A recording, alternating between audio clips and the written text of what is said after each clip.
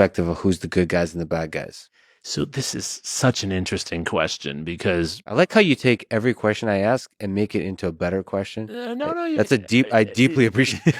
I'll ask every time I ask some ridiculous question, and you go, "That's really interesting." No, because they're really good questions. They're thoughtful questions. Actually, the best questions are not the simple ones, right?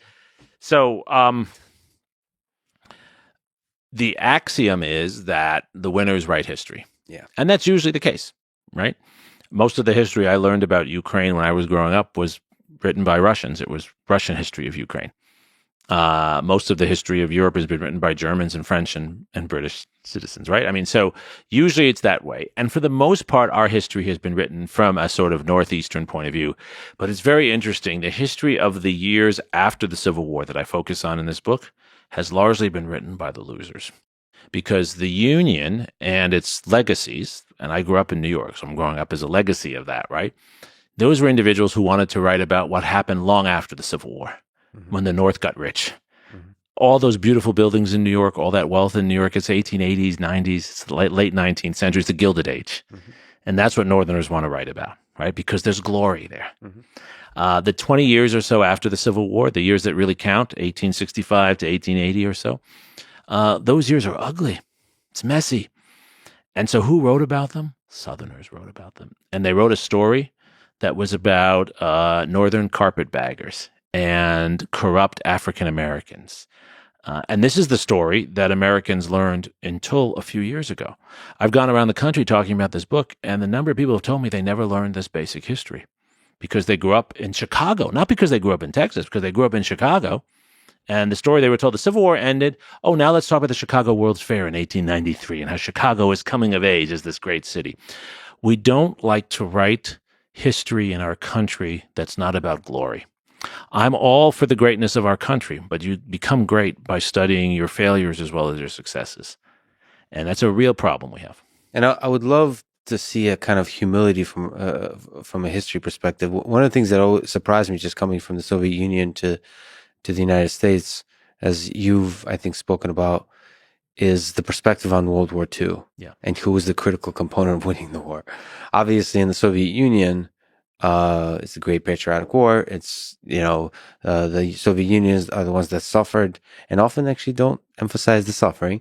They emphasize the glory that they defeated this huge evil. But then you listen to the United States perspective on this, and it's almost like I mean, there's several ways of phrasing it, but basically the United States won the war. Without the United States, it would be impossible to win the war. They were the turning point. They were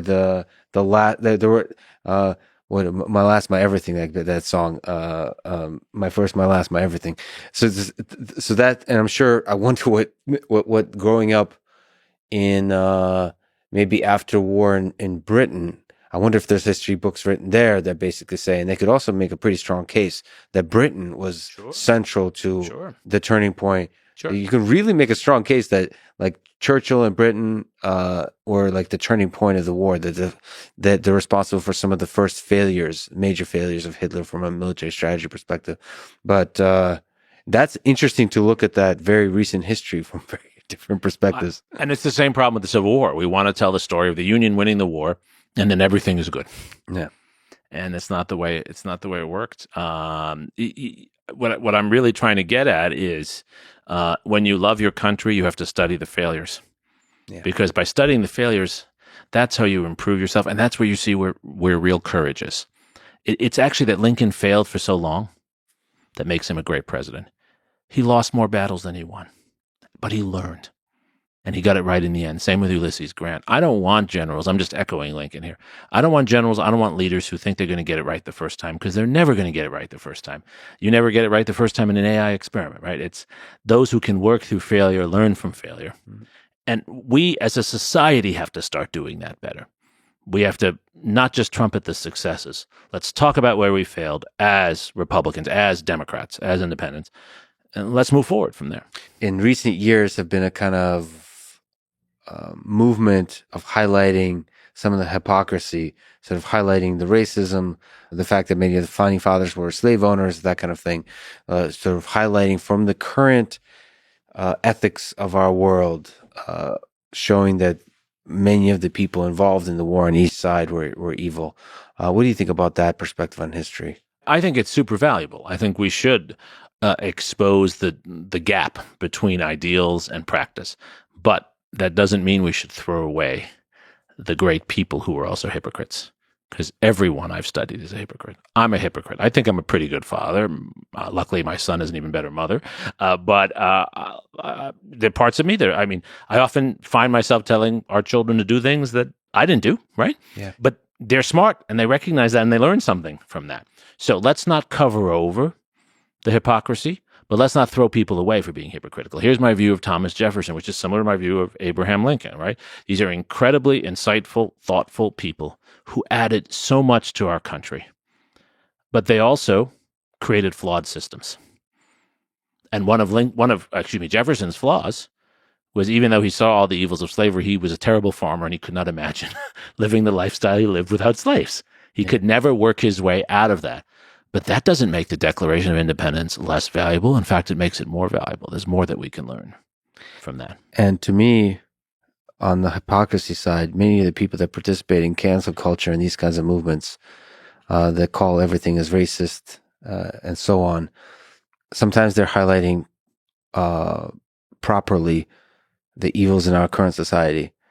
But the hypocrisy they have is not realizing if they were placed in Germany in the 40s, if they were placed in a position of being a white Christian during slavery at the founding of this country, they would do the same thing. They would do the evils they're now criticizing, most of them. So that it takes a truly heroic human to think outside, to be aware of all the evils going on outside, around you and take action. It's easy now on Twitter to call people as racist.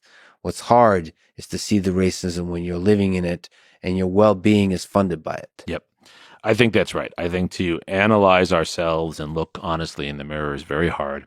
I also think, I make this point in actually all of my books, the real, and it's an Elie Wiesel point, that a lot of the evil in our world is the evil of silence and just looking away.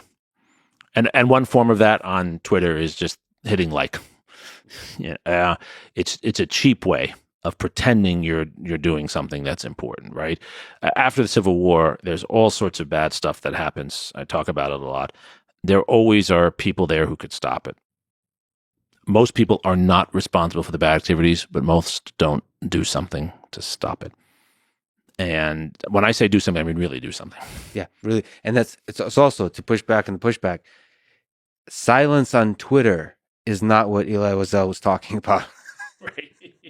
So sometimes silence on Twitter is the courageous action because you wait and think and learn and have patience to truly understand the situation before you take actual action, not participate in the outrage crowds on Twitter, the hysteria of cancellation. What's hard to do is to speak up when everybody else is silent. Right. That's what's hard to do. Right. And to speak up against those who you thought were on your side. Yes, exactly. Good luck to those on the left who speak up against the left. And the same, good luck to those on the right who speak up against the right. It's a lonely place. It's a painful place. That's why walking in the center is tough. You get attacked by both sides. Yeah, it's a wonderful, wonderful journey. And you know what's interesting to me, and what I learned writing this book. Every book is a journey. What I learned in the laboratory of this book, right, was a lot of those figures who do stand up. Even in their own lifetime, they don't get the accolades they deserve, but they make a difference. And that's maybe not enough comfort because you want to see benefits in your own lifetime. But I think it really matters. And many of the figures I talk about were not even well known in their time. So you can make a difference. You do impart something small in the universe that can grow into something better. And we shouldn't forget that. Yeah, that's why I admire Boxer, the horse. I will work harder, even if he gets sent to the slaughter by the evil pigs. You're on Orwell today. I love it. I'm on recently. I mean, it's Animal Farm is one of my favorite books. I just am rereading 1984 now.